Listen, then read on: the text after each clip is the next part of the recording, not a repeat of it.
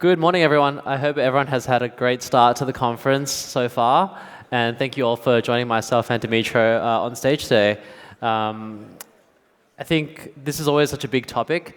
We talk about regulation, but I think security in itself has just become a growing challenge, just given that the industry is growing. I think we're at 3 trillion now, maybe a little bit more over that. And the larger this space gets, the bigger the vectors for attack take place, because ultimately there's just more economic interest to pursue that. So before we jump into this topic today, quick intro of myself. I'm a co-founder of Drift, one of the largest DeFi exchanges. Today, we have 1.5 billion in deposits and represent the largest platform on Solana. So that's just a quick spiel on me. But maybe Dmytro, quickly on yourself. Quick intro on who you are, what you do.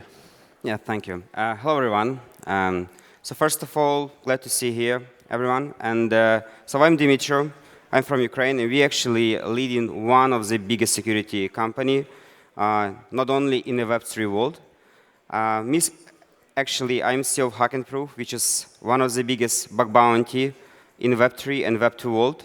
So we're working with companies like Ethereum Foundation, up to Sui, Celestia, OKX, KuCoin, and many, many other players. And yeah, for those 8 years, we have lots of stories. They're happening right now, and I would happy to share those details with you. Fantastic.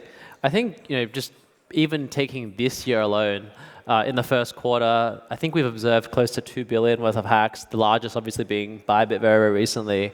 Maybe just for some of the audience who might not be familiar with sort of what took place, obviously a huge event which I thought was very well crisis managed. Help maybe us understand what went wrong there and what were some of the attack vectors that took place. So first of all, you have to understand that we quite often do some reports, and you can find at Hacken website where we analyze how many data or what actually was happening under some attack. And of course, as a bug bounty platform, just to understand what is bug bounty, it's when you, as a company, can get a report from any researcher and verify whether this report is valid or not, and then pay researcher for this report. So what we can see so far, that actually we don't have more attacks. We have very well-planned attacks. And this was one of key reasons what happening with Bybit, yes? It's more about how others could actually use your approach or your management of company and get something. So previously, let's say someone could find issue in an API or actually in a smart contracts and use this issue to do some bad stuff, or I don't know, like steal something or put network down. So nowadays, they do as maximum as they can actually. So they understand what you do, when you do, what kind of people work with you, where they can meet these people. They actually can visit side events with you, give you a drink, and even copy some data or have access. So that is why nowadays those attacks are bigger because they're well planned. And this attack was planned actually with one of famous bad hackers. And yes, this is what happened with Bybit. So they found the way how in multi-sig can be actually use those bad approach of management and steal those 1.3 billion. And this is something that happening with other stuff. So let's say I have one case. This case is actual right now. So one of exchange, they actually know about issue in multi-sig, which is 253 million right now, and they don't want to deal with researcher to pay this at least $200 to fix this issue. So sometimes companies know about the issue, but about having those centralization in management, they don't want to solve the problem. So here, just to summarize what's happening. So first of all, one bad guys just doing their job. Yes? What they do? They just organize well, they monitoring, they just try to see what's happening at your company. They talk with people everywhere to understand where like bad organized things in the company, etc. Second stuff, what's happening, it's about having something extra control or extra rights in multisig or actually in some system. So, and as general, we have those losses. Yes. So it sounds to me like, and one thing we were talking about backstage was, do you think multi-sigs are sufficient these days? Are they good enough? It's a very hard question. So from my experience, of course, sometimes it's very hard even to understand how you should divide management of assets by multisig. So my advice, multisig is good enough, but it's more about who have access, how many people sign by multisig transaction, like 1, 2, 3, 4, who actually has access to those multisigs generally. And the most important things, let's say you have, I don't know, 500 billions as a DEX. Sure. I believe you have. And you actually have only one multisig which is operates those assets, yes, under one control. Of course, it's a huge target for bad guys to deal and try to do as much as possible. And this is the issue. So if you use multi-sig assets, try to divide them as many as possible way and control, of course, like how other can deal with those multi-sig. So generally, it's enough, but you have to have another stuff. For example, monitoring. Yes, you can put some alerts for transactions that dealing. There are actually lots of transaction monitoring tools which is actually help you to put alerts for low, medium, or high issue. But for critical, you can even block transaction. So here's the same. Let's say with Bybit, they could actually use these monitoring tools for critical issue and transaction, and those transactions could be blocked. And those hacks actually wouldn't happen. Of course, you might know that there was some discussion in Twitter about that, hey, they had bug bounty for just for 4K as a critical, that might be an issue. I will tell you, might be, but I believe it's more about final target. If some companies or some group of people, they have target to get money as much as possible, and their target was to have 1.3 billion, and they could earn even 1 million from bug bounty, they would actually hack anyway. And they live in North Korea, yeah? Yeah, I mean, that makes sense, right? I mean, why get a 1 million bounty when you can get a lot more? So it sounds to me like the failure of these systems are largely like people and processes rather than the technology. Like, all these groups that are getting sophisticated are not going after this wallet itself, but rather the people, behaviors, patterns of behaviors. And studying that seems to be like the preventative measure is what I'm hearing. Just to understand, yeah, you're right. You're right. But also it's about technology. So let's say nowadays we as a company, we have lots of smart contracts and programs and protocols based on Move, Rust, and etc., or a mix of those languages. And what I see from my company at the moment, that actually the biggest rewards related exactly to Rust Move. And last week we paid out 1,300,000 for actually for Move and Rust based project. They are good. They really nice languages to develop something fast. I see future for them as well in this niche. But nowadays it's more about technology as well. So people who are actually smart enough or they have enough experience, they see those problems in the technology and they just use them. And of course, what I should say positive related to Rust and Move companies, they actually have very good rewards in terms of bug bounty, and they do lots of audits as well. So they try to do their best in terms of behavior, and actually, yeah, so I believe it's good. In terms of success, for them, actually, the issue that they see is about they have lots of competitors, yes? Of course. And still, I thought probably 4 years ago that we will have maybe 10 times market bigger than right now. And they fight for these end users. They also have some spending money for even token itself, as yes, so they pay for stands, for etc., for merch. So I believe they just try to prioritize their task. And for technologies and security, their priority is not on the first stage. And this is changes right now because unfortunately, due to such approaches that just had Bybit, etc., now they're focusing on proof of reserve, they're focusing on monitoring, they have compliance stuff like Mika or VARA licenser, etc. So we have those here.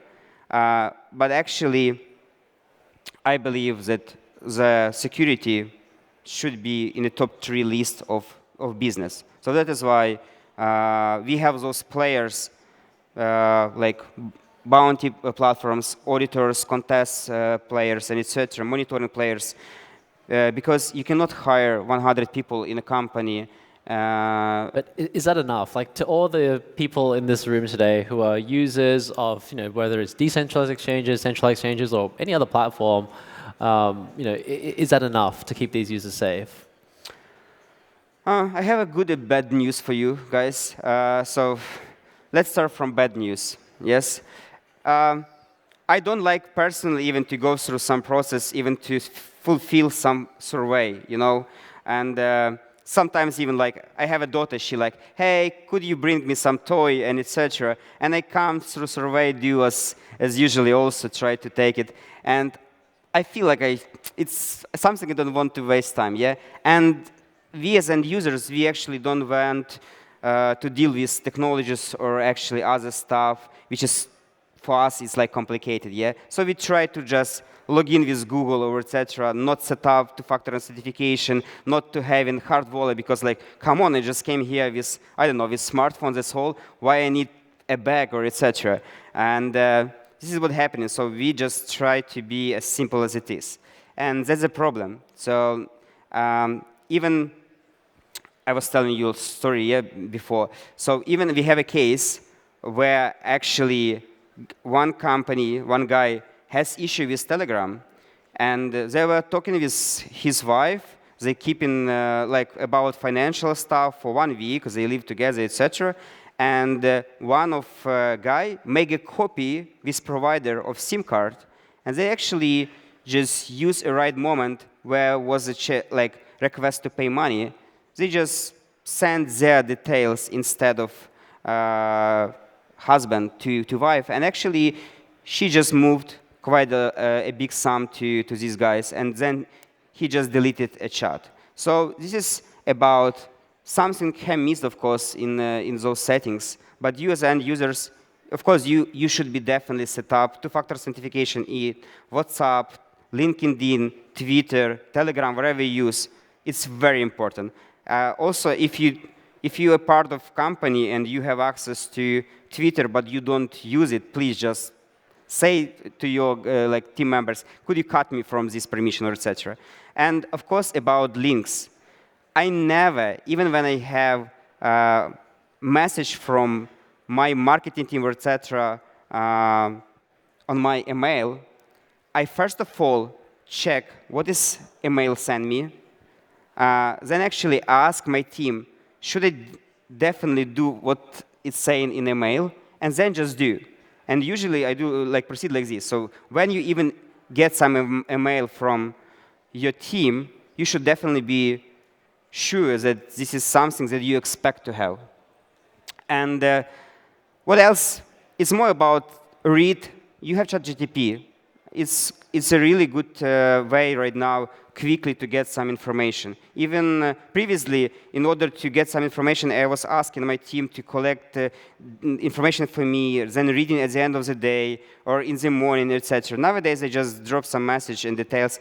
He's still lying, I was telling ChatGPT that, hey, that was happening some event in Abu Dhabi. Could you send me a link to those registration? He was told, no, nothing happening in Abu Dhabi, no event on a Monday, etc. And of course, I found this event. I sent to ChatGPT, say, this is the event. I'm like, oh, you're right, this is the event. So still, you have to check what even AI is saying. But yeah, so reading, try to speak with people who deal with those stuff, because we cannot know everything. And it's okay if even you come for the call with someone who is doing marketing stuff, or someone is doing, I don't know, selling something, because it's about experience. You can also listen to others, understand what they're doing, and even they can teach you something. So same with security. people don't ask money if you even set up call with me or someone and say, hey, could you explain what most or the biggest issue happened? Or I saw you have a, let's say, public report. Could you explain what kind of issue was in the smart contract? So it's OK. You don't pay for that. Sounds good. I mean, it sounds like a lot of it's like self-preventative. I think in the time we have left, and maybe to end on something controversial, is North Korea, is Lazarus Group, all those entities something we should be afraid of? And how does this industry as a whole combat and get better at defending against that? Oh, North Korea. OK. So as I mentioned, I'm from Ukraine. Yes. And nowadays, unfortunately, we have war. And if you actually inside of country and country control you everywhere, etc., yes, you should do or you actually will do whatever need, yes? Same with hackers. So let's say if those hackers who actually stole money from Bybit, I don't know, live here, yes, or actually, I don't know, somewhere in Estonia, Poland, wherever, I believe the police and other guys will find them, yes? So it's more about that some country is close for us and for the world, yes? And that is why we even don't know. Maybe those guys already gave all the money to government in North Korea. But actually, this is something that we should be afraid of, because this group of people, they actually do their job, and no one can actually get them from this country. Maybe in, I don't know, 10 years, something will happen and we will know those people, but there is no guarantee that we will get this money. Mm-hmm. And this is the issue. So I know even, let's say, Bitmart, they lost 196 million in 2021. 2 months ago, they ran project at HackenProof for bug bounty, and ready to pay $58 million to get at least 60% of those losses back.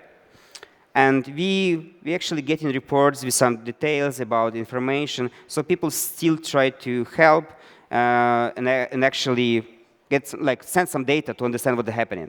So, but here with Bybit and with North Korea, it's more about they isolated from the world.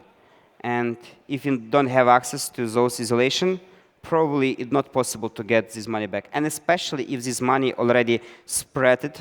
Right. So you think like shared services, like people, agencies working together, even countries as well working together, because you said it's dispersed quite widely. This needs to be like a unified effort.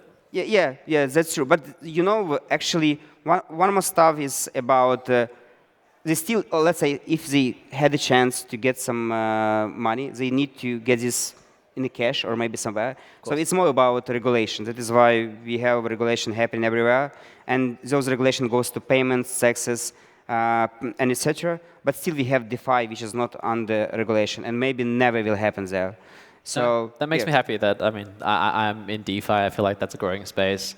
And we take the view that DeFi will eventually supersede CeFi over a certain period of time, just given that it's non-custodial and all that.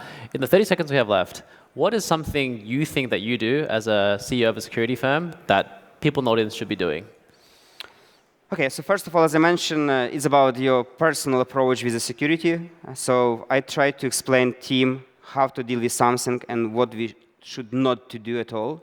But about generally, if you have a project, so first of all, of course, do audits, set up monitoring tools, go with bug bounty. You have to have those rules, how to deal with researchers.